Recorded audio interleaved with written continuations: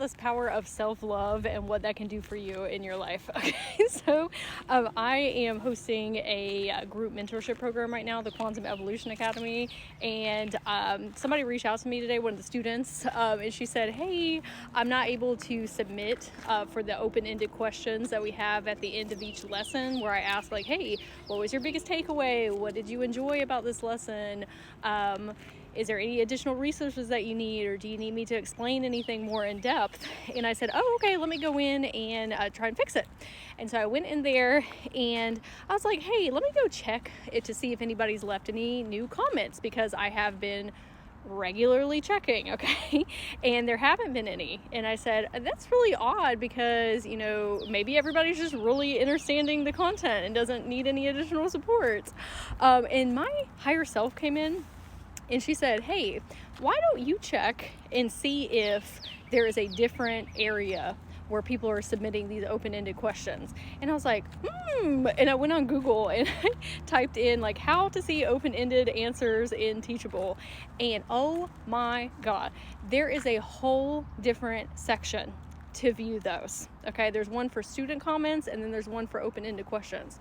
And I went into sheer panic, okay, because there was 2 pages of comments from all of the students. Or not all the students, but a lot of the students. And they were asking me questions and asking for like additional resources, or, you know, giving me feedback. And I was like, oh my God, they're going to think that I have been ignoring them, or that I don't care about their answers, and I'm their teacher and I'm not being a great guide. And I was like, okay, Sage, that's me. If it's your first time meeting me, I was like, we need to take a breath. It is okay. We are safe right now. This was an honest mistake. This is the first time that we're using the Teachable platform.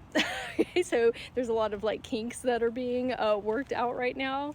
What we can do is we can create a video and telling everybody what happened and letting them know like, hey, I didn't realize, but I am going to go through them this weekend so that I can see where everybody needs additional support, and just letting them know like, hey, I wasn't ignoring these, and just showing myself a lot of love and grace and compassion and understanding, because a younger version of me, okay, that was dealing with a lot of overachieving and people pleasing and perfectionism and just berating myself all the time and saying like, I'm not good enough, I'm not worthy, you know, I was like, oh, we don't need to do that.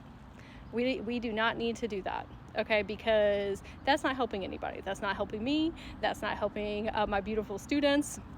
Like, people make honest mistakes, and the beautiful thing is every day is a new day, and you can make amends and you can learn and grow.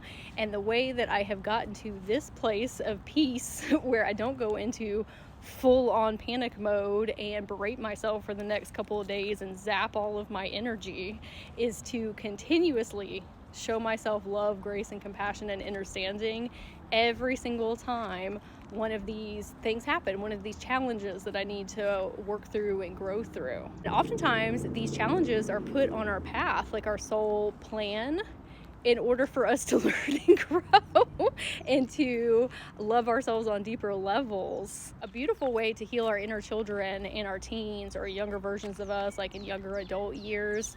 And every time something like this happens in my life, I like to log it back in my memory, into my subconscious, so I can pull it up later at a different time. So like even today, I was like, okay, let's think about times in the past where we have made mistakes and we worked through it and it was fine. And people understood and they loved and supported us, and they're just excited to be a part of our realm and our world, and to learn and grow and co-collaborate with one another, because that's the only people I pull in now. I only pull in magical, whimsical people who love and support me, and I love and support them.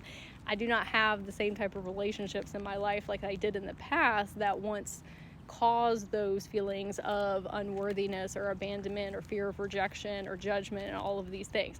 And so I have to continuously remind my inner children like, hey, we need to respond instead of react, and respond from our present reality instead of our past reality.